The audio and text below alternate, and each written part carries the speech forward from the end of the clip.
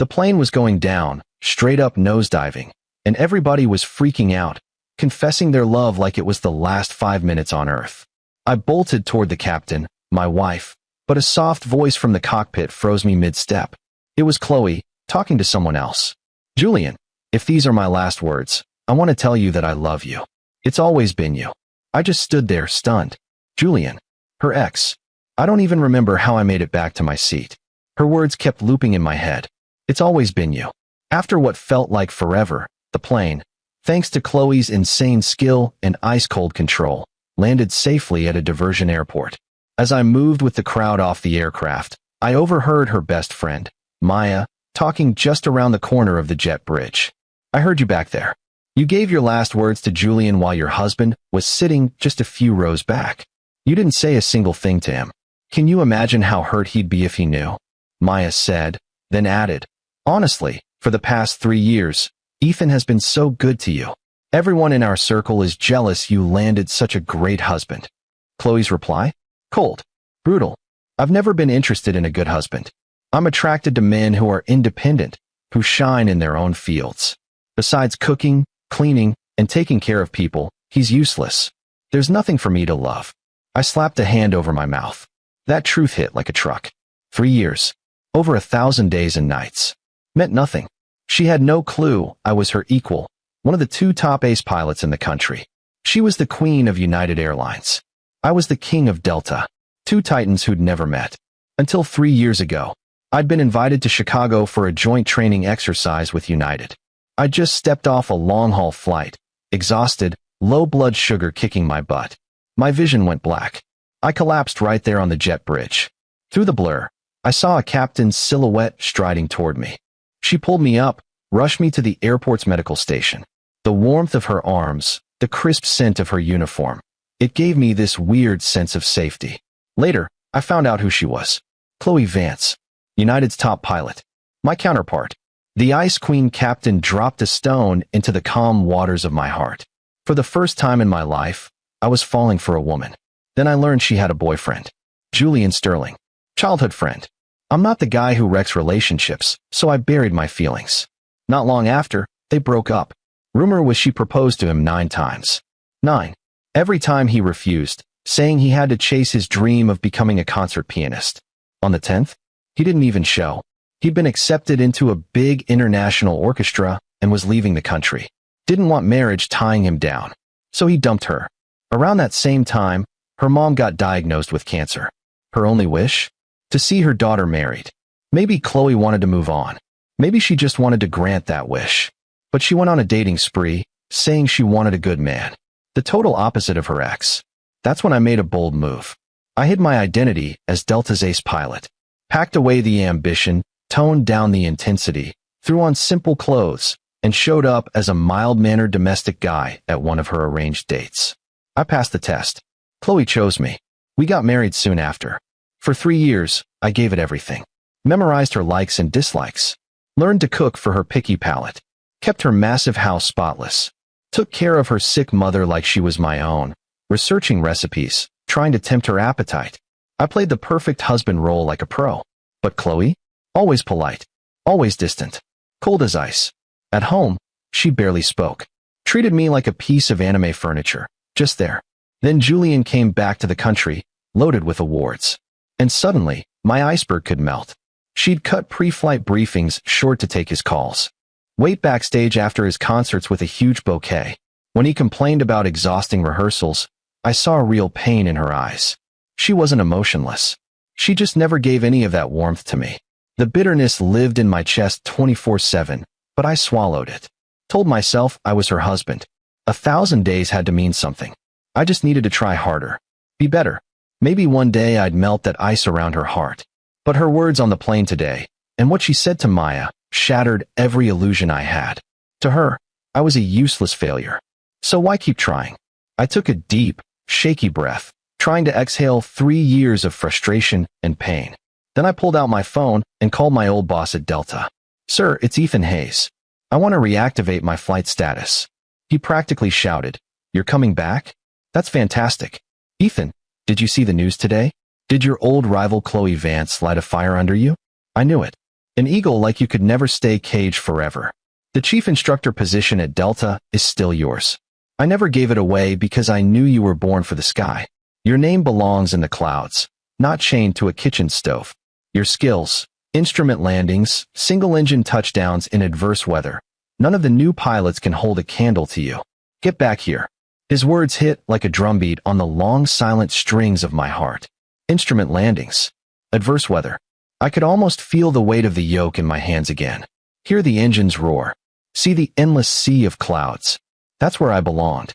I watched planes take off and land outside the terminal. My resolve locked in. All right.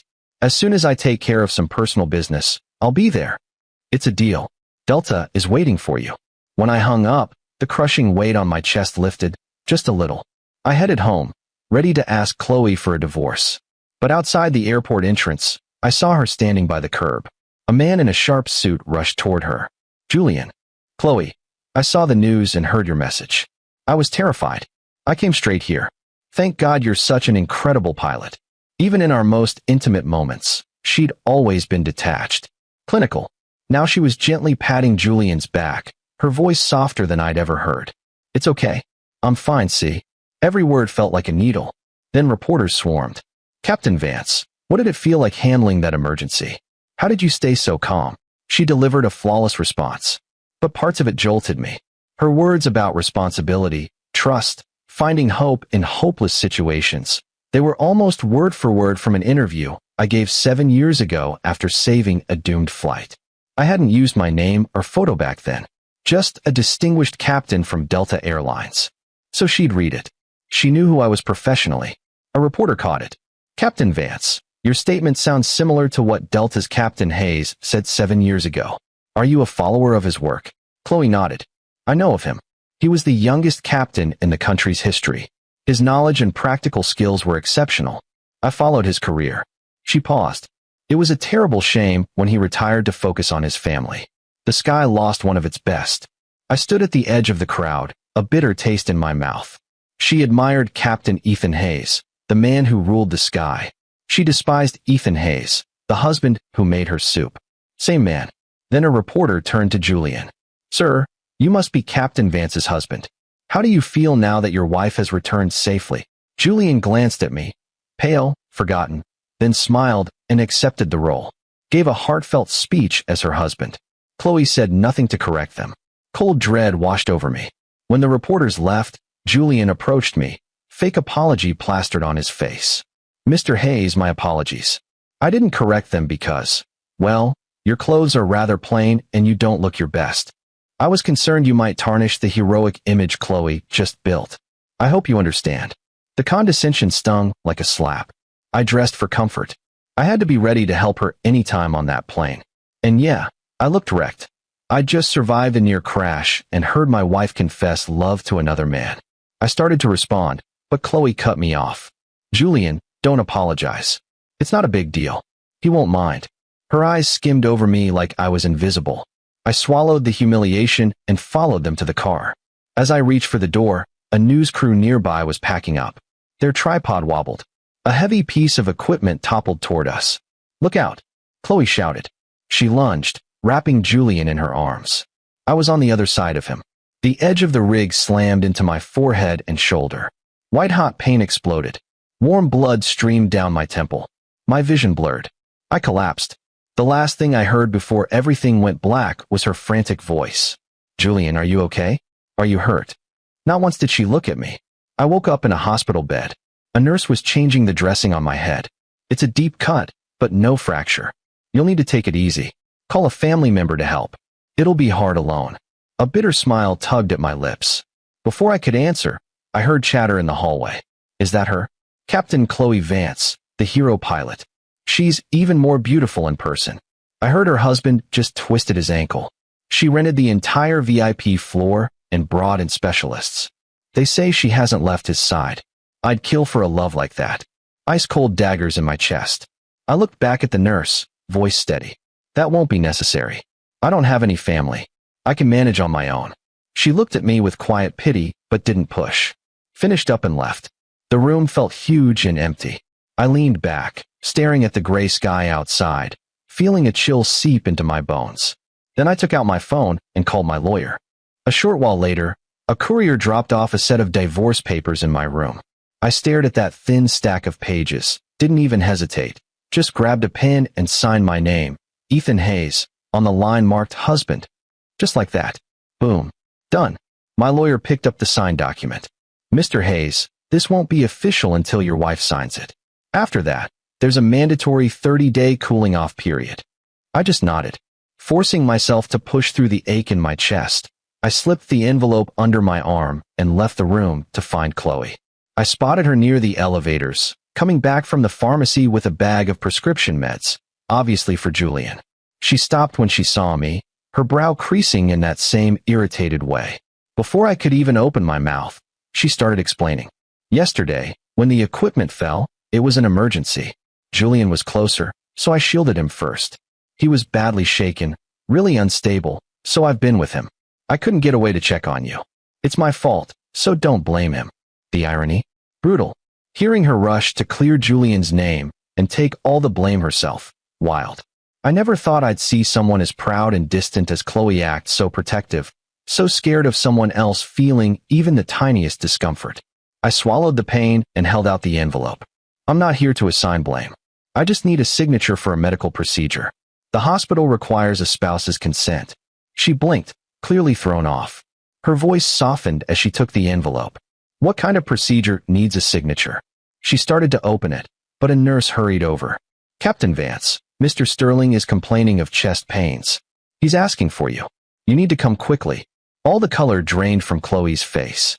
She shoved the papers back into the envelope without even glancing at them, scribbled her name where I'd marked the line, and thrust it back at me. There. It's signed, she said quickly. Julian isn't well. I have to go. And just like that, she was gone, disappearing down the hall with the nurse. I stood there holding the signed divorce agreement, my fingertips numb and cold. It was for the best.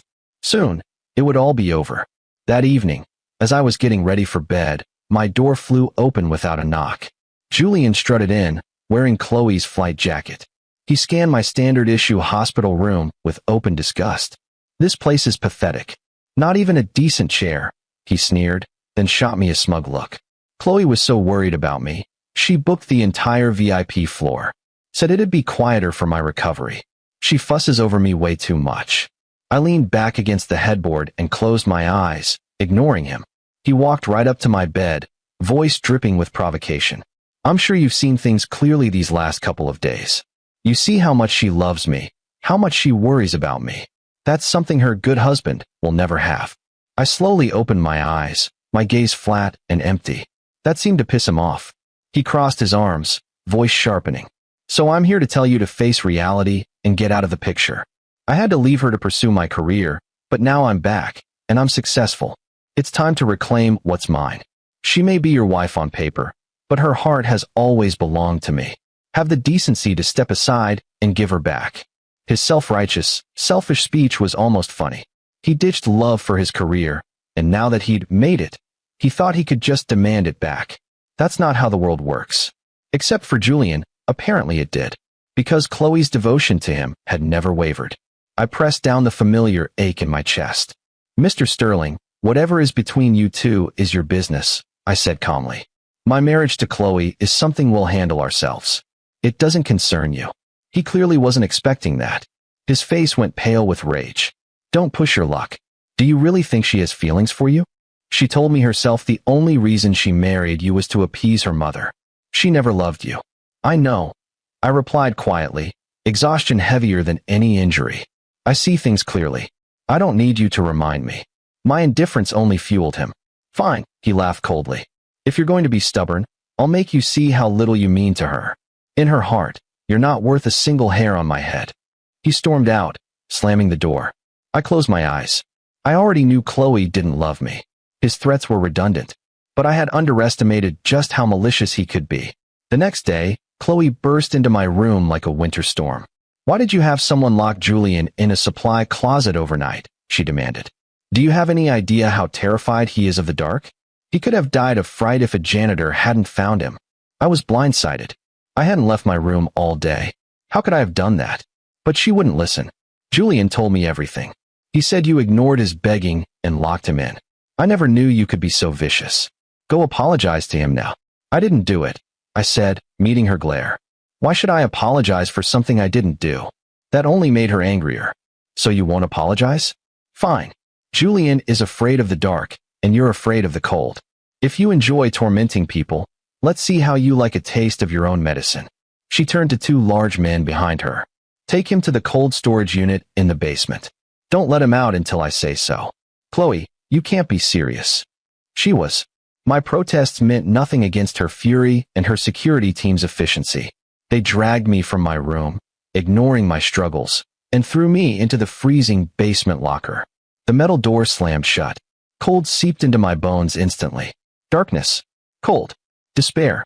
Time stopped. I curled into a corner, consciousness fading in the icy air, holding on by the thinnest thread of will. After what felt like forever, the door creaked open. Chloe stood in the doorway, a tall, cold silhouette against the light. Have you learned your lesson? She asked flatly. I lifted my head. My face was pale, lips trembling from the cold, but I said nothing. The warmth that once filled my eyes was gone, replaced by emptiness. My stare unsettled her. Well, are you coming out or not? I dragged myself to my feet and stumbled out. I couldn't look at her. I leaned against the wall, shuffling toward the hallway, searching for a doctor. At the stairwell, my numb legs gave out. The world tilted. I tumbled head over heels down the stairs. Through pain and shouting, I saw Chloe running toward me. But just as she reached the top, Julian's voice called out from down the hall. She froze. She looked at me, lying in my own blood, then toward Julian's voice. She hesitated for a second. Then she turned her back on me and ran to him. That was it. The last of my consciousness slipped into darkness. I woke up in the hospital again. You're finally awake, the nurse said, relieved. That was close. You have multiple injuries to your spine and legs. Any later, and you could have been paralyzed. You've been through so much alone. Your file says you're married. You should call your wife. I lay there, wrapped in bandages, unable to move. No, I said weakly. We're getting a divorce. The nurse's eyes filled with quiet pity. I recovered alone. As soon as I was stable, I checked myself out. At home, I packed a suitcase. I was leaving for good. I zipped it shut just as the door opened. Chloe walked in and saw the luggage beside me. She misunderstood instantly. Even after everything, locking me in a freezer, leaving me bleeding at the bottom of the stairs, she assumed I was packing for her next flight, ready to accompany her like always. Something flickered across her face, quickly hidden. Well, since you're packed, let's go. I almost told her the suitcase was for me, but I didn't. For 3 years, I had handled every detail of her pre-flight routine. Telling her I wasn't coming right before takeoff could throw her off. She was the captain. Hundreds of lives depended on her focus. I couldn't risk that. So I picked up the suitcase and followed her out. One last time. At cruising altitude, I prepared her service like always. Water at the exact temperature. Coffee brewed just right. Meal arranged perfectly. The flight attendant smiled. Captain Vance is so lucky. Chloe nodded distractedly, her eyes drifting toward first class. Julian was sitting there. We had barely settled when the plane jolted violently. Passengers screamed. This wasn't turbulence. It felt like a hydraulic failure. A pilot like Chloe should have handled it instantly. But seconds passed. The shaking got worse. Something was wrong. I unbuckled and ran to the cockpit. Maya, her co-pilot, was struggling. The captain's seat was empty. Where's Chloe? And Mr. Sterling said he had chest pains, Maya stammered. Chloe went to check. The yoke feels sluggish. The ailerons aren't responding. Cold dread hit me. She left the cockpit mid-flight. No time to think. Get out, I ordered. I'm taking over. Ethan, you. Now. My voice carried command. The kind forged through thousands of flight hours. Maya unbuckled. I slid into the seat. My hands found the controls like muscle memory. My eyes scanned the instruments. Within moments, the violent shaking eased. Attitude is stable, Maya whispered. She stared at me. Ethan, you can fly. The way you handled that, it looks so familiar. Her eyes widened. Delta's Ethan Hayes, the legendary Captain Hayes. I've watched his single-engine instrument landing footage 100 times. Your technique, it's identical. I didn't look at her. My eyes stayed locked on the instruments until I was certain the aircraft was completely stable. Only then did I unbuckle my harness. That's me. I said, my voice sliding back into its usual quiet tone. Maya gasped, her jaw basically hitting the floor. I stood up and motioned for her to take the seat again. But I don't want anyone knowing about this. Not yet. When Chloe gets back, if she asks, you tell her you handled it. Don't say I was here. Not a word. Without another word, I turned and walked out of the cockpit, leaving Maya staring after me, her mind spinning hard. She was still trying to process the shock when Chloe came back in, her expression cool and unchanged. Felt a little turbulence. All handled? She asked casually while buckling in, like the near crisis hadn't just happened. Maya snapped back to reality. Remembering what I'd told her, she swallowed her shock and answered vaguely. Yeah, just a minor issue. It's all sorted. The rest of the flight was smooth. We landed clean in New York, and passengers started deplaning. I stayed seated, waiting for the cabin to clear. That's when I saw Julian standing with Chloe at the door, his arm looped through hers like he belonged there. He pointed toward the cockpit. Chloe, I've never seen the inside of a cockpit. I'd love to see where you work. Can I? My stomach tightened. Non-crew personnel were strictly forbidden in the cockpit. And Chloe? She was a hardcore rule enforcer. But then I heard her cool voice, softened with an indulgence I'd never heard before. You can go in for a minute. I need to finish a quick post-flight debrief. Absolutely no pictures. I know. I promise. Julian grinned, practically glowing, and strutted into that restricted space like he owned it. A cold, bitter irony washed over me. So the rules could bend after all, just not for me. A dry, humorless smile touched my lips. I grabbed my bag and walked away quietly. The next day, all hell exploded online. Julian had posted a photo from inside the cockpit on his private Instagram with a smug caption, a magical feeling. The closest you can get to the sky, and to a certain someone's heart. The internet lost its mind. Is the cockpit a tourist attraction now? What is this clown bragging about? Does he think passenger safety is a joke? Find out who this is and hold them accountable. The backlash was brutal and fast. I stared at the photo on my phone, irony burning in my chest. She told him no pictures. Not only did he snap one, he flexed it online like a trophy. I wondered how Chloe, who cared so damn much about him, would shield him this time. Soon, United Airlines released an official statement. They were taking it seriously, launching an internal investigation, and would hold a press conference to announce the findings. I felt nothing reading it. I already knew Chloe would never let Julian face the fire.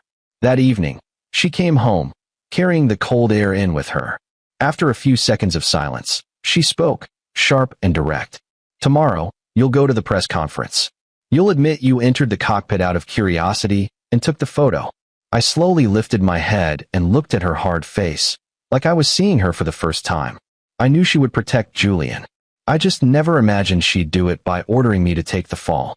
No. Her brow furrowed. In 3 years, I had never refused her anything.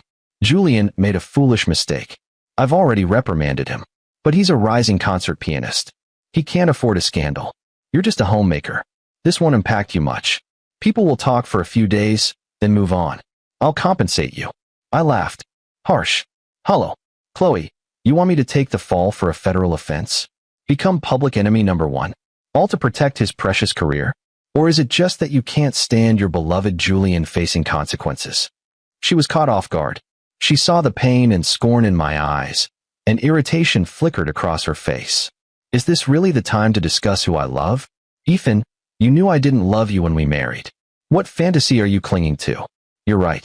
I shouldn't have fantasies, I said with a low, broken laugh as tears streamed down my face.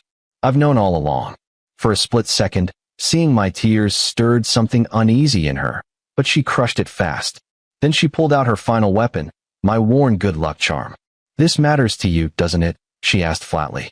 If you don't do this, I'll destroy it. My pupils shrank. My grandmother gave me that charm before she died. I'd worn it for years. It had survived storms and 1,000 safe landings. I gave it to Chloe when we married, hoping it would protect her on every flight. You're threatening me with that? My voice shook. Do you really have to be this cruel? Julian can't handle public scrutiny, she said, crushing the last scrap of hope inside me. You just need to take the blame for a little while. It'll blow over. I'll make it up to you. Compensation. Always her answer. She would never understand that it was the last thing I wanted. Despair swallowed me whole. I closed my eyes. When I opened them, they felt empty, like cold gray ash. I'll do it, I heard myself say. The next day, I stood alone under blinding camera flashes, facing a sea of furious reporters. I am sorry, I said calmly. Out of foolish curiosity, I violated regulations, entered the cockpit, and took a photograph. I accept full legal responsibility and public condemnation. I recited the pre-written statement like a robot. My mind was blank. When I finished, I turned and walked off stage, ignoring the shouted questions and insults. The moment I stepped outside, an angry mob rushed me. That's him. He doesn't give a damn about passenger safety. The cockpit isn't a photo booth. Today it's pictures. Tomorrow he's grabbing the controls. An apology means nothing. Lock him up. It was chaos. Rage everywhere. Something hit me. Then eggs. Garbage. Small rocks. A sharp blow struck my temple. Warm blood trickled down, blurring my vision. I staggered, fighting to stay upright. Through the madness, I looked up. Chloe stood a short distance away, posture flawless, expression unreadable. Julian was beside her, fake tears on display. Chloe, this is my fault. I only posted it privately. I didn't think it would blow up. I should tell the truth. Chloe hesitated for a heartbeat. No, he can handle it. Your reputation must stay spotless. Her words hit me like lightning. The roar faded into silence. I stared at her, the woman I had loved, sacrificed everything for, as she threw me to the wolves to protect her first love. I had never known pain like that. Another rock struck the back of my neck. My vision went black. My strength vanished. I collapsed into darkness. I woke to the sharp smell of antiseptic. A hospital ceiling above me. Chloe sitting beside the bed. You're awake, she said. Her eyes were bloodshot. I just stared at her. Blank. Calm. My gaze made her uncomfortable. She looked away. I'm sorry you had to go through that. I laughed silently. Hollow. It was the first time she'd spoken with even a hint of humility. But it wasn't for me. It was to soothe her own guilt for tossing me under the bus. I closed my eyes. I couldn't look at her. You'll need someone to take care of you, she said. I'll stay. Her phone buzzed immediately. Julian's name lit up the screen. Her eyes flickered between the phone and me. For a split second, she hesitated. Just as she reached for it, I opened my eyes. Clear. Cold. Empty. Go. She froze. She looked into my eyes, the ones that once held nothing but devotion, and saw only dead ash. That discomfort flickered again. But Julian's call was a summons she couldn't ignore. I'll be back later, she said, and left. I listened to her footsteps fade. I took a long, slow breath and let something inside me finally go. This time, her leaving didn't even ripple my heart. She never came back. I spent days alone in the hospital, handling paperwork, eating bland food, changing my own dressings. Nurses gave me pitying looks. I didn't care. The day I was discharged was bright and sunny. As I stepped outside, I got a text from the county clerk. Mr. Hayes, your divorce application has been processed and finalized. Please collect the final decree at your convenience. I stared at the cold words and felt peace. It was over. I picked up the document that symbolized my freedom. When I got home, I grabbed the suitcase I'd packed days earlier. As I was about to leave, the door opened. Chloe walked in, crisp uniform, sharp as ever. She stopped when she saw me with the suitcase. I didn't tell you I had a flight today. How did you know to pack? She still thought I was on call. That even after everything, I'd pack for her like a loyal shadow. I can't go, I said calmly. She paused. What do you mean you can't go? Your bag is packed. I'm going home. You haven't been home in years. Why now? I won't be flying with you anymore. You'll have to rely on cabin crew. Her face darkened. She thought I was sulking. Are you still holding a grudge? I told you I'd compensate you. What do you want? The house. The car? Money. I looked at her, exhausted to my bones. I was about to pull out the divorce decree, but she checked her watch. I have to get to the airport. Fine. Don't come this time. We'll talk when I'm back. She left without waiting for my reply. I stood in the silent house, staring at the closed door like I had for 3 years. But this time, no longing. No sadness. It's over, Chloe, I said softly. I placed her copy of the divorce decree on the coffee table. Then I picked up my suitcase, walked out, and didn't look back. After her 10-hour international flight and mandatory 3-day layover, Chloe boarded her return to Chicago. For the first time without me, everything felt off. The water temperature was wrong. The coffee too bitter. Even her spare uniform shirt was folded wrong. A flight attendant noticed her expression. "Captain Vance, you seem a little off without Mr. Hayes. How come he didn't join you? He never misses a flight." Chloe loosened her tie, annoyed. "He went home." The flight attendant's eyes went wide, but I remember him telling me once that both his parents had passed years ago. So what home was he even going back to? Chloe just froze, like the blood in her veins turned straight up ice. His parents were gone, and that's when it hit her. She didn't know a damn thing about my past. Not my friends. Not my life before her. Nothing. And if I had no home to go to, then why had I lied? A sudden, weird panic grabbed her chest. She forced herself to chill. She was flying a whole aircraft, responsible for hundreds of lives. She couldn't spiral. Right then, a calm voice from air traffic control slid through her headset. "United 981, you have traffic parallel course to your right. Flight level 350. That's Delta 307. The captain on that flight is that ace from Delta who just came out of retirement. The one you're always compared to. You've said you wanted to meet him. Now's your chance to say hello on the open channel." Chloe's focus snapped sharp. The Delta captain. The one she'd admired for years. The one whose retirement she'd publicly complained about. He was back in the sky. For a second, it shoved all the confusion about me out of her head. She switched frequencies, voice calm and crisp. "Delta 307, good afternoon. This is United 981, Captain Chloe Vance. A pleasure to finally meet you in the sky." A short pause. Then a calm, masculine voice with a hauntingly familiar tone crackled through her headset. "United 981, good afternoon.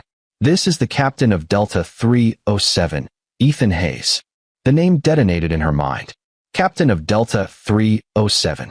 Ethan Hayes. Say that again. Who is this?" Her co-pilot shot her a strange look. "Captain, we're back on the assigned frequency. We're on autopilot. Everything's normal." But it wasn't. In seconds, her whole world shattered.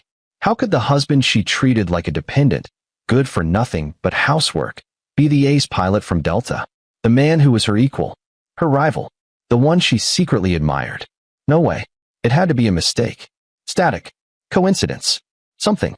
She tried to switch back, but ATC jumped in with instructions for their next waypoint. For the rest of the flight home, her mind was chaos. Her hands moved by the book, but her usual laser focus? Gone. Her eyes kept drifting to the clouds outside, the name Ethan Hayes echoing over and over in her head. Her co-pilot, Maya, looked like she wanted to say something a few times. But seeing Chloe's tormented, distracted expression, she stayed quiet and handled procedures in silence. The plane finally touched down at Chicago O'Hare. Chloe was out of her seat first, even forgetting the final passenger announcement. She practically ran down the jet bridge, fumbling to switch on her phone. Her fingers shook as she dialed my number. "The number you have dialed is no longer in service." The cold robotic voice hit her like a bucket of ice water. I disconnected my number. Pure panic flooded her. Ignoring her crew's stunned looks, she bolted through the terminal to the parking garage. She started her car, engine roaring, and sped toward the house where she'd always assumed a light would be on, waiting for her. She threw the front door open, but instead of warm lights and the smell of dinner, she got cold, dead silence. The house was empty. Still, her eyes locked on the coffee table. Dead center sat a dark red folder. The final divorce decree. Beside it lay the faded good luck charm she'd once used to threaten me. It felt like an invisible hand squeezed her heart. She staggered forward, snatched up the folder, and tore it open with shaking hands. When she saw the date, she froze. It was dated the day I told her I was going home. I had finalized the divorce back then. But how? She hadn't signed anything. Then it hit her. The hospital. Me handing her an envelope, saying I needed her signature for a medical procedure. She'd been so worried about Julian that she'd scribbled her name without even looking. Had that been the divorce papers all along? I had already decided to leave. Even then, the realization twisted like a white-hot knife in her gut.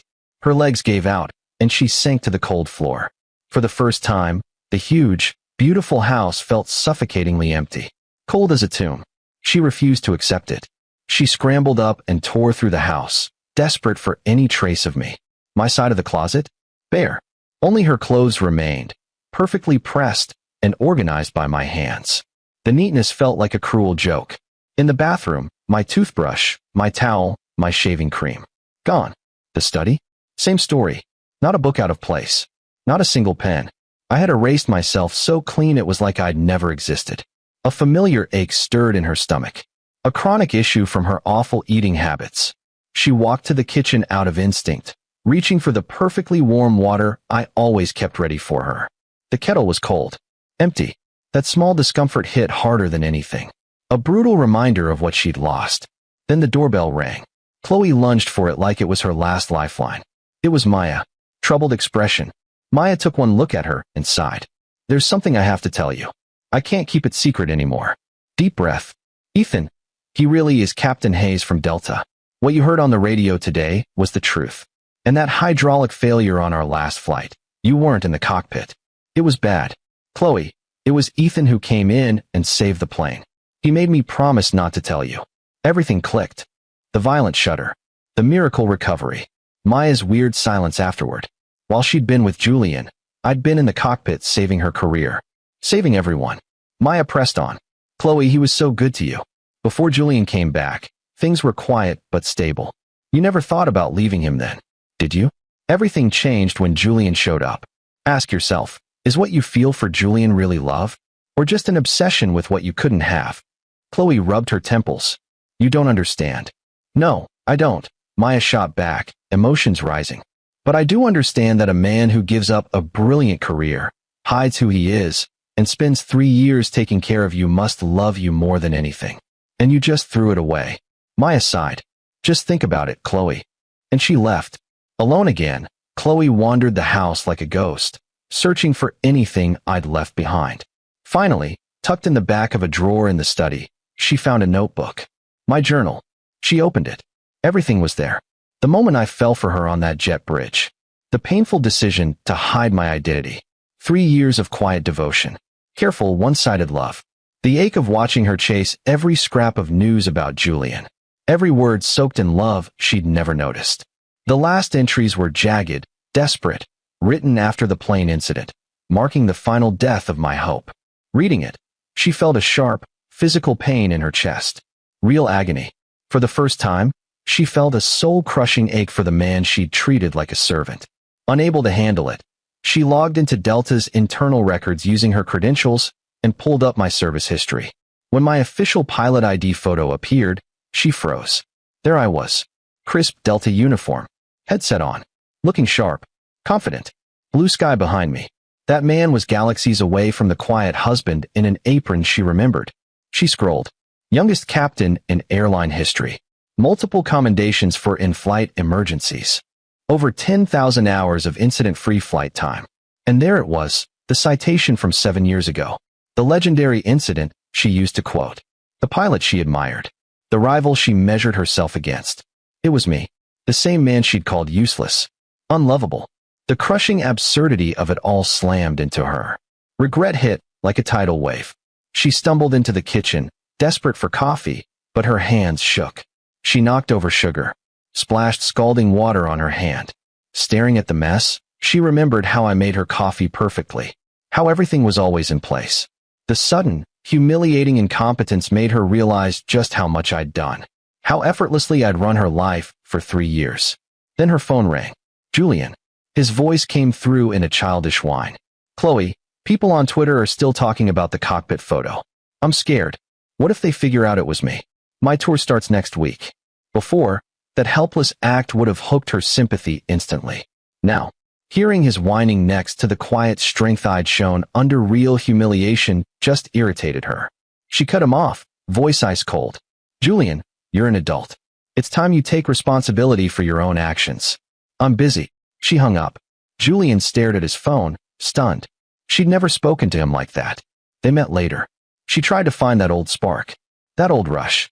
It wasn't there. All she saw was arrogance. Petty jealousy toward me. When he tried to lean on her shoulder like always, she flinched and pulled away. He noticed instantly. Tears welled up. Chloe, you've changed. Looking at him, she realized all she felt was obligation. A ghost of obsession. The heart-pounding love? Gone. Maya's words echoed. Maybe Julian was just an obsession. And her feelings for me? The panic when I left. The secret thrill of discovering who I really was.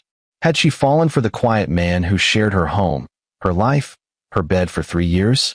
Once she understood her heart, she had one goal: get me back. She ignored Julian's frantic calls and IMs. He'd seen aviation forums analyzing the cockpit photo, connecting dots, and he was freaking out. He even showed up at United's corporate offices waiting for her. She met him with cold indifference. Flat-out rejection. Cornered, Julian made a desperate move. He agreed to a national talk show interview. On air, he played the tragic lover flawlessly, hinted at a secret heartbreak behind their breakup, claimed he returned successful only to find his true love stolen by an opportunist. He painted himself as the victim. It worked. Public opinion flipped against the so-called homewrecker husband. When Chloe saw it, she was absolutely livid. She demanded the unedited footage. The network refused. So she did something that shocked the entire aviation industry. She posted a long, detailed statement on her public Twitter account, and in it, she took full responsibility for the cockpit photo incident. She laid it all out, exactly how she'd pushed the blame onto me to shield Julian. No sugarcoating, no spin. She admitted to 3 straight years of neglect and cruelty, and then spelled out, in painful detail, my quiet, rock-solid devotion to her and our home. She closed with one last brutal clarification. My relationship with Mr. Sterling is ancient history. Ethan Hayes was never an interloper. The damage I've done to Ethan is unforgivable, but I need to make one thing crystal clear. I was the one unworthy of his love and his character. The fault is mine and mine alone. Please stop the attacks against him. Her public confession hit the internet like a bomb. The whole narrative flipped overnight. Julian's carefully crafted victim act? Shattered. Dude went from tragic hero to national joke in record time. Julian called her, screaming, demanding to know why she'd ruined him. All she felt now was straight-up disgust. She pulled strings and got the full hospital security footage from the days I was there. And yeah, it was damning. Clear as day, it showed Julian locking himself in the supply closet, watching his face twisted with jealousy, thinking about how I'd endured everything in silence. The romantic fantasy she'd built around her first love finally turned to dust. She confronted him with the footage. He cracked, completely hysterical, admitted everything. I did it. I hate him. Why does he get to be your husband? She looked at him like he was a total stranger. The man I loved never existed, she said, her voice pure ice. He was just a fantasy. Stay out of my life. She cut him off for good. And with Julian finally gone, Chloe started her long, humiliating mission to win me back. She tracked down my crew apartment in Atlanta and waited outside every single day. I'd either walk right past her like she was invisible or slip out another exit. Cold. She remembered how I used to cook special meals for her stomach issues. When she heard mine had flared up from the brutal flight schedule, she got obsessed with finding remedies. Spent days cooking a special soup, even burned her hand doing it, then brought it to the Delta crew terminal to wait for me. One of my colleagues spotted her and smirked. Well, if it isn't the ace from United. You here to steal company secrets. Captain Vance, I replied, giving her nothing but a frosty glance. I have a flight surgeon for my medical needs. Then, right in front of her, I took the soup and dropped it straight into the trash. Savage. Didn't faze her. She used her credentials to pull my flight schedule and staged a so-called accidental run-in at the JFK first-class lounge. Cornered me while I was waiting for my connection. Ethan, she pleaded, voice trembling. Can we please talk? I didn't even slow down. Kept chatting with my first officer and walked past her like she was air. Other passengers recognized her. The whispers started. The phones came out. The great Captain Vance, the queen of the skies, reduced to a public spectacle. The ultimate blow came at the annual aviation summit in Dallas. We were both there, representing our airlines. In front of everyone, Chloe gathered her nerve, walked up to me, and raised her glass, ready to make a public apology. I looked at her calmly, reached into my briefcase, pulled out our divorce decree and held it up. Captain Vance, I said, voice cool enough for nearby ears to catch. I'd like to remind you that we are divorced. This is a professional event. Please act accordingly. She froze, completely humiliated. But as she looked at me, steady, confident, owning the spotlight, the love and regret in her chest burned even fiercer. She was finally seeing, with brutal clarity, exactly what she'd thrown away. A month later, a massive earthquake hit a remote mountain region in South America. Roads destroyed. Communications gone. The FAA coordinated a joint humanitarian mission between Delta and United, putting together an elite crew to deliver supplies and rescue personnel. When the roster dropped, our names were side by side. I was captain of the C-17 transport. She was my first officer. First time since the divorce we'd be stuck together for hours. The pre-flight briefing felt like Antarctica. Chloe, sharp in her crisp uniform, kept it professional, but her eyes kept drifting toward me. I sat across from her, equally professional, equally cold. Eyes glued to the briefing materials. Spoke only to confirm technical details. Never once met her gaze. We boarded. Took off. The massive transport climbed into the sky. In the cockpit, it was just the hum of instruments and the occasional crackle from ATC. She was in the right seat, I in the left, and between us stood an invisible wall of ice. The entire flight. Only the bare minimum callouts. Flight parameters. Weather updates. Fuel calculations.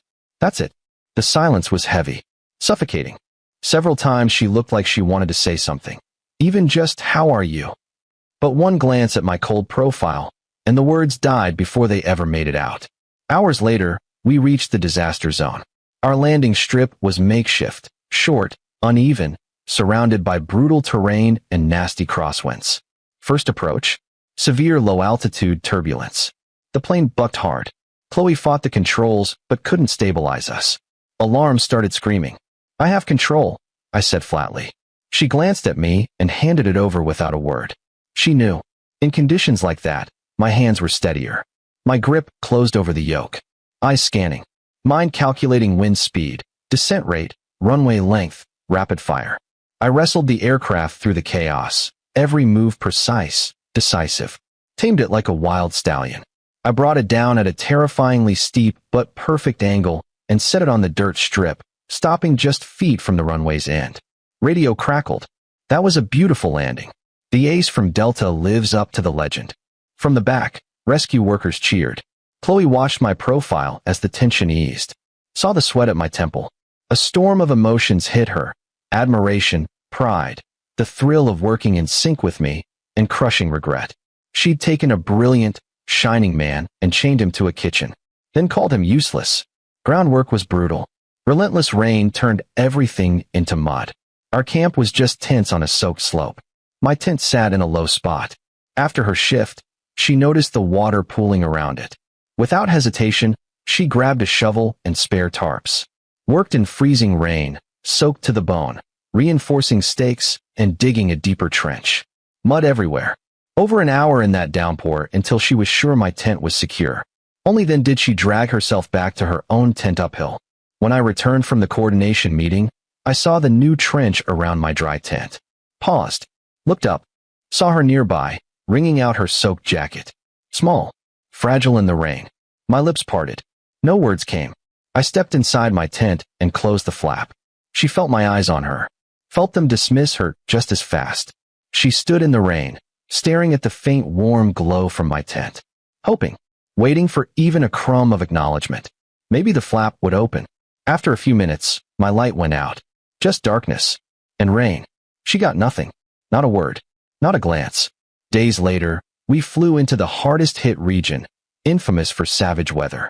Mid-route, extreme unforecasted turbulence and wind sheer hit us like a freight train. The plane tossed around violently. Warning lights flashing. Alarms screaming. Critical situation. Steady. Check hydraulics. Hold your attitude. We said it at the exact same time. Perfect, instinctive harmony under pressure.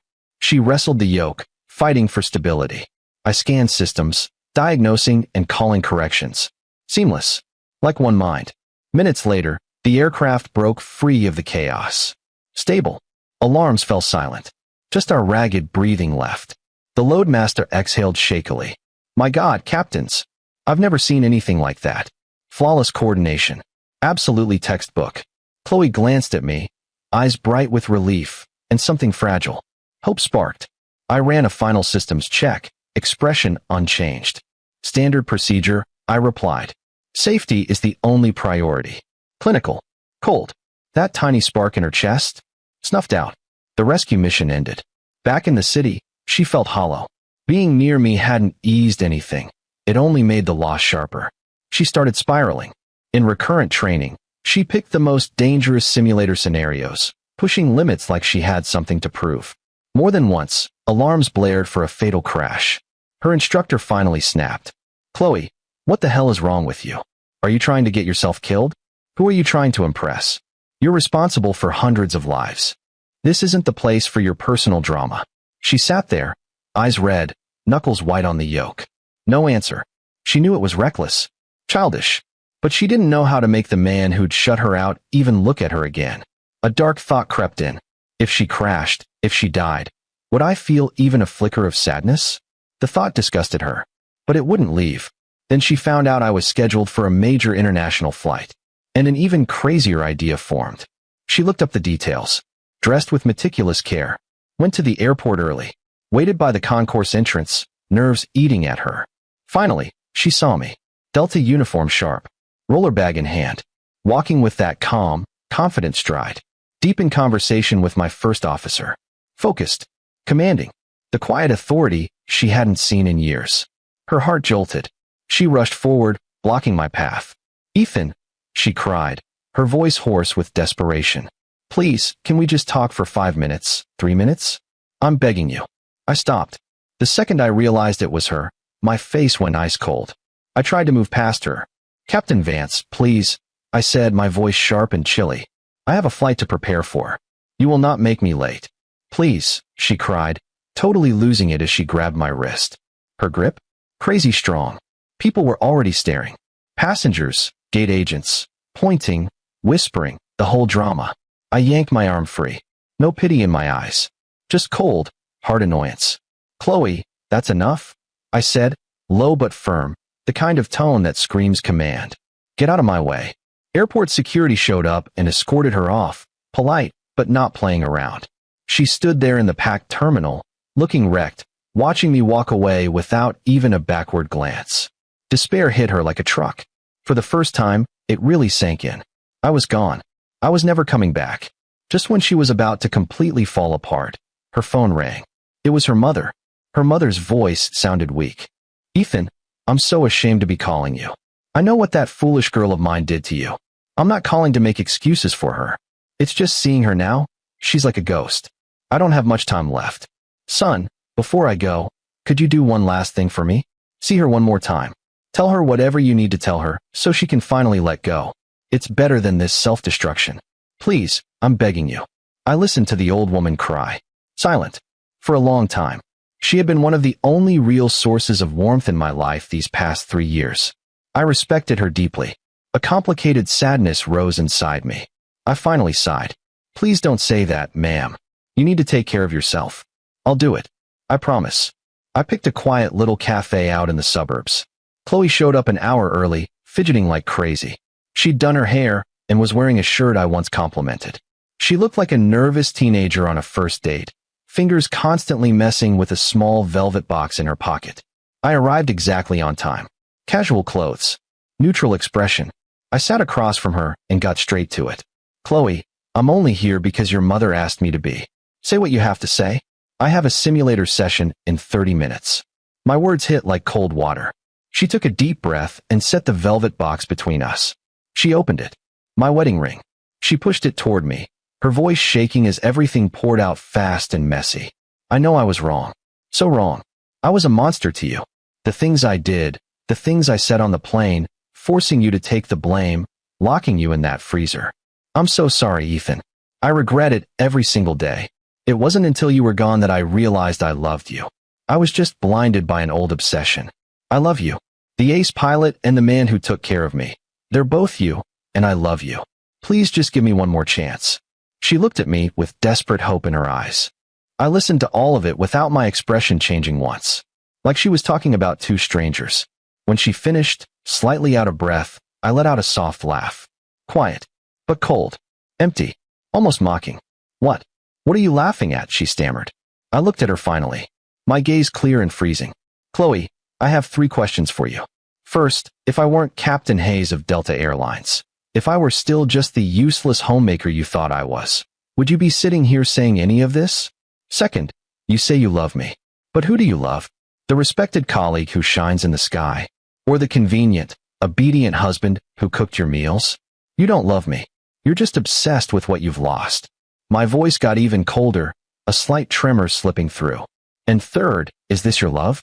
Letting your husband, who just survived a plane crash, overhear you telling another man he's the only one you've ever loved? Ignoring him in the hospital? Locking him in a freezer to appease that same man? Standing there while he's publicly humiliated and physically assaulted for a crime you forced him to confess to, while you protect the real culprit? You tell me, Chloe, is that a love I can afford? Is that a love I would ever dare accept? Each question sliced deeper than the last. No excuses left. No delusions to hide behind. Her mouth hung open, face pale, like she couldn't breathe. She had no answer, because the truth was written in her own cruelty. I stood up. I gently pushed the ring box back toward her. Chloe, we're done. I don't hate you, but I will never, ever forgive you. My voice was calm, final, peaceful in a way that comes after you've let go for real. From now on, we go our separate ways. Goodbye. I walked out without hesitation. The sun cast my long shadow across the pavement as I left. She sat there, completely defeated, staring at the cold sparkle of the ring and my back disappearing. A man she could never catch again. Despair crushed her. She finally understood she had lost me forever, not because I was cruel, but because the wounds she gave me were bone deep, way beyond any apology. I never saw her again. 3 months later, a catastrophic earthquake devastated a neighboring country. Cities flattened. Total chaos. The U.S. organized a massive humanitarian aid mission. They called for the most experienced crews to fly supplies into the disaster zone. Delta got the request. I volunteered instantly. Sir, I'm requesting command of the relief flight. I told my commanding officer, calm and steady. I have extensive experience with adverse weather and unimproved field landings. I can get the mission done. He looked at me with pride. I knew you'd volunteer, Hayes. The route is brutal. Weather's a nightmare. Landing conditions? As bad as it gets. This mission has your name all over it. The country needs its best. Just as the final crew list was being approved, an unexpected name appeared. Chloe. She had heard about the mission, pulled every string she could, demanded a spot, even as first officer. The command center went tense. I looked at her standing before the general. With all due respect, sir, my assigned crew is fully capable. The addition of Captain Vance is unnecessary and could compromise crew cohesion. She stood there, the proud, untouchable ace of United, gone. In her place was a woman looking desperate. For the first time, no pride. None. Captain Hayes, she said, voice rough but steady. I know I have no right to ask this, but please give me a chance. Let me fly as your first officer. Just this once. I've flown this route before. I know the weather patterns and diversion airports. This is high risk. An extra experienced pilot adds safety. I give you my word. On my honor as a pilot, I will follow your command without question. No personal issues. Mission first. Her eyes locked onto mine. I didn't budge. In the end, the general made the call. 2 top pilots in the cockpit meant better odds. All right, Captain Vance. You're on the crew as Captain Hayes' first officer, and I expect you to honor your commitment. Her jaw eased. Yes, sir. Mission first.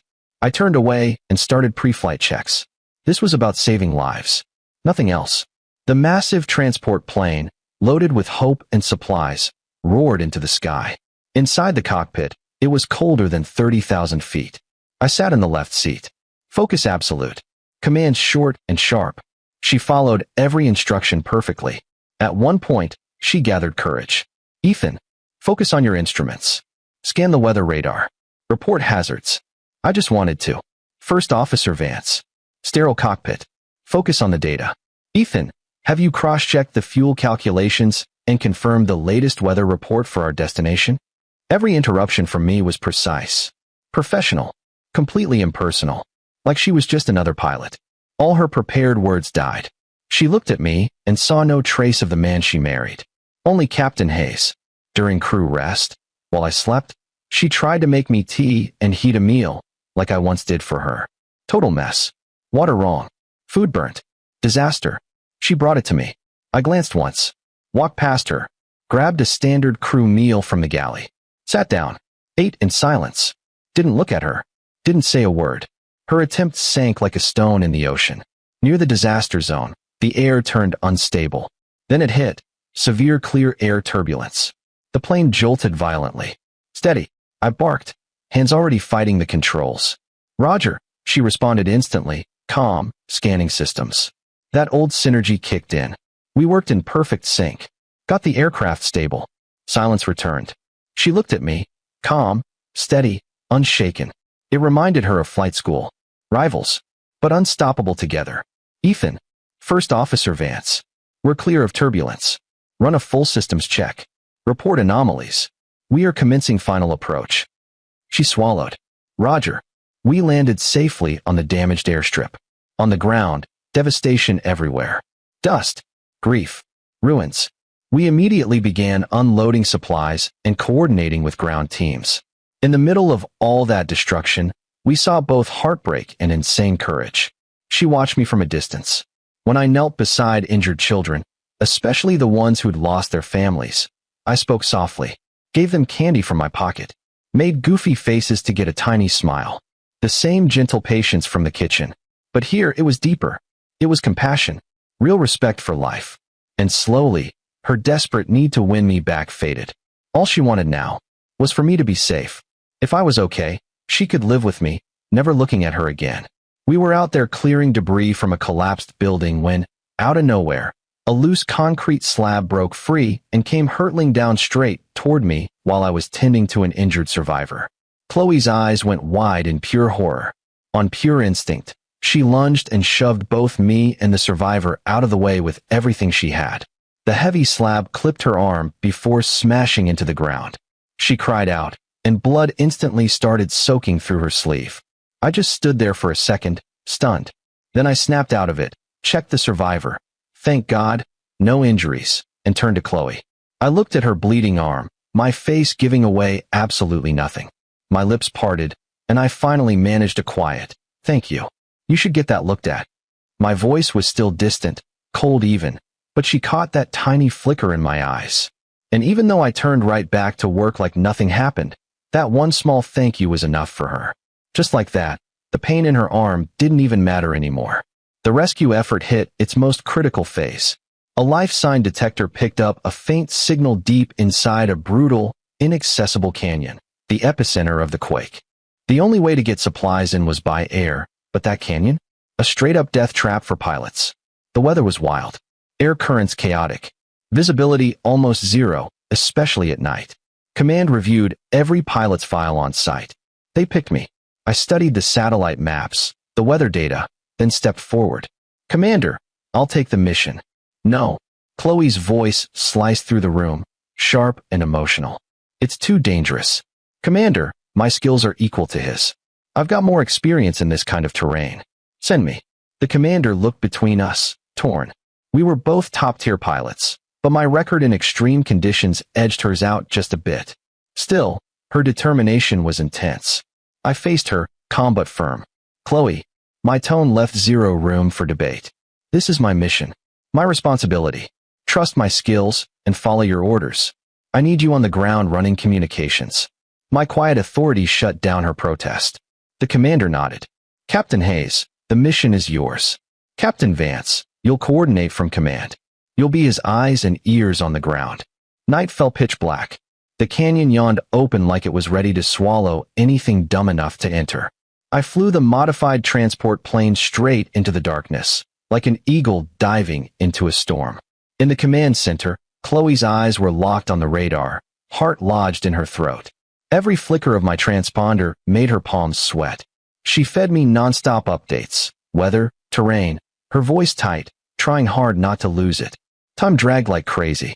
Finally, my voice crackled over the radio, calm as ever. "Command, this is Hayes. Airdrop complete. Supplies on target. Requesting permission to return to base."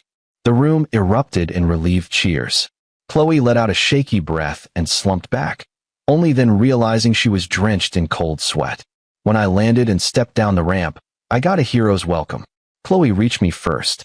She saw me standing there, alive, wind in my hair, tired but satisfied, and relief hit her like a tidal wave. Her eyes were red. She moved toward me, arms open, ready to pull me into a hug. But right before she touched me, I stepped aside. Just subtle enough. I gave her a professional nod. Captain Vance. You did good on comms. Thank you. Her arms froze midair. The warmth drained from her face at my cold, formal tone. She searched my eyes and found nothing meant for her. As long as you're safe, she choked out. The main rescue phase ended, and it was time to head home. Because of seniority, Chloe was assigned captain of a second transport flying out the relief crew. She wouldn't be my co-pilot. Before boarding, she found me finishing my walk-around. After everything, her emotions were a tangled mess. But one truth stood clear.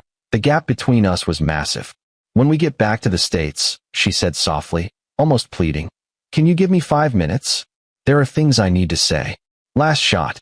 I didn't stop inspecting. Didn't look at her. Didn't say yes. Didn't say no. It's time to board, Captain, I said flatly. Tricky route. Fly safe. That non-answer left her hanging. Hope and heartbreak battling inside her. I hadn't said no. Clinging to that tiny sliver, she walked to her aircraft. We took off one after the other. The first leg was smooth. Then we hit mountainous terrain notorious for being a communication dead zone. Chloe's plane got slammed by a rare electromagnetic interference wave. Every screen in her cockpit turned to static. ATC gone. My plane gone. Command center gone. Then it got worse. The interference triggered a cascade failure. Instruments glitched or died. Autopilot disengaged. Engine readings went nuts. Total comm blackout. Navigation offline. Unstable engine thrust. Cold sweat formed on her forehead. She gripped the yoke, fighting to manually control the bucking aircraft, flying blind in deadly airspace. They were basically a lost ship in a storm, seconds from stalling or smashing into a mountain. Up front in my plane, we knew something was off. Captain, I've lost contact with United 1021, my first officer said, voice tight. Their transponder's weak. Flight paths erratic. My heart dropped. I grabbed the radio. United 1021, this is Delta 307. Do you copy? Report status. Static. Then a faint intermittent signal pinged on an old emergency receiver. Morse code. Aviation distress. It was Chloe. Sending SOS. My focus sharpened instantly. Report their last known position to ATC and SAR. Declare possible in-flight emergency. Lock that signal. Calculate intercept. Prepare search pattern. Captain, we don't know what's happening. Flying into that could be suicide and fuel. There are people. I cut him off. As long as there's a chance, we don't leave them. Execute. Then, Captain, I've lost the signal completely. Last radar return shows rapid altitude loss. Erratic path. A cold fist wrapped around my heart. By the book? Maintain course. Wait for orders. But waiting meant waiting to hear they crashed. Images flashed. Her pleading face, her shoving me out of harm's way, her terrified voice in the canyon. Then those memories burned away, replaced by something deeper. The 2 core laws every pilot lives by. Protect your passengers. Aid aircraft in distress. I am Captain Ethan Hayes. Behind me, crew and passengers trusting me. Ahead, fellow pilot in crisis. Personal history? Dust. No hesitation. Mayday, mayday, mayday. This is Delta 307. Diverting to render aid to United 1021, last known position. Aircraft in rapid, uncontrolled descent. Delta 307 diverting to render aid. Out. I didn't wait for a reply. I pushed the yoke forward, banking hard. All crew strap in. We're going in. The aircraft groaned as we left our flight plan behind. Like an arrow shot from a bow, we aimed straight for the fading blip, straight into the storm. Passengers felt the sharp turn. Murmurs spread. The lead flight attendant kept her voice calm over the PA, but yeah, her palms were definitely sweating. My focus. Absolute. Lightning split the sky ahead. I threaded us through violent clouds with every ounce of skill I had. Seconds stretched forever. Then, Captain. Yelty ping. Intermittent, but stronger. Bearing matches. Adrenaline surged. United 1021. This is Delta 307. Chloe, do you read? Through static, her voice came back, ragged. Delta 307, multiple system failures. Losing altitude. I've got you. I forced steel into my voice. Chloe, steady. It's Ethan. I'm off your right wing, 6 miles out. Reboot backup NAV and controls. Stay on this channel. I'm talking you down. Hearing, it's Ethan, cut through her chaos. Relief hit her hard, almost painful, followed by guilt and fear. Ethan, what are you doing? It's too dangerous. Leave me. Shut up, Chloe. My voice cracked with command. Not the time. Fly your plane. Or do you want to kill everyone on board? Report thrust and control response. Ice water to the face. She focused. Right engine erratic. Left aileron sluggish. Roger. Hold attitude. Keep her level. I'm closing in. I'll give visual reference. Might use my wake for lift.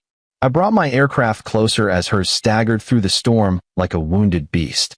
In that brutal night sky, the two planes began a desperate, unprecedented aerial ballet. Watch the downdraft. Gentle back pressure on the yoke. Right 5 degrees. Avoid that cell. You're coming down way too fast. Ease the power back. Easy, easy. I was guiding a blind man along the edge of a cliff where one wrong step meant game over. But it still wasn't enough. She hit a savage patch of wind shear, and the strain? It was brutal. Her right engine flamed out. Just like that. The plane lost half its power, banked hard left, and nosed over, diving straight toward a black mountain ridge below. I've lost her. I can't hold her. Chloe screamed, pure despair ripping through her voice. In that split second, I made a wild, desperate call. I shoved my own yoke forward, throwing my plane into a dive, sliding in dangerously close, just under her left wing. Chloe, hold on. I shouted into the radio, my voice raw, stretched thin. I'm going to use my wake turbulence to lift your nose. Find us a place to put down. Now. It was a move so risky, it was barely more than theory. Using the vortex off my wing to give her a few precious feet of lift. It needed insane precision. One tiny screw-up, and we were both done. Chloe felt a strange shudder run through her airframe. Her descent slowed. No time to freak out. She wrestled the controls, scanning the darkness below for anything, any flat patch of land. There, left side, a dry riverbed. I'm right behind you, I said, keeping my voice steady, even though exhaustion was clawing underneath. Wing to wing. So close we could almost touch. She poured the last of her strength and skill into guiding that crippled bird toward the pale strip in the dark. Then, impact. A massive crash. Metal screaming through the night. The plane skidded across the rocky riverbed before shuddering to a stop in a choking cloud of dust. Alarms blared, but the main fuselage held. We made it. We're down, her co-pilot yelled, his voice cracking with relief. Chloe slumped in her seat, gasping, soaked in cold sweat. But her first move was the radio. Ethan, we're down. We're safe. Pull up. The only answer was the shriek of alarms from my cockpit and the sickening screech of torn metal. Then my voice came through, calm, but heavy. Final. Delta 307 reporting severe damage to the empennage. I have lost flight control. I am not returning to base. Static. Chloe's heart stopped. She whipped around to the cockpit window. In the night sky, she saw my plane, the one that had just saved them all.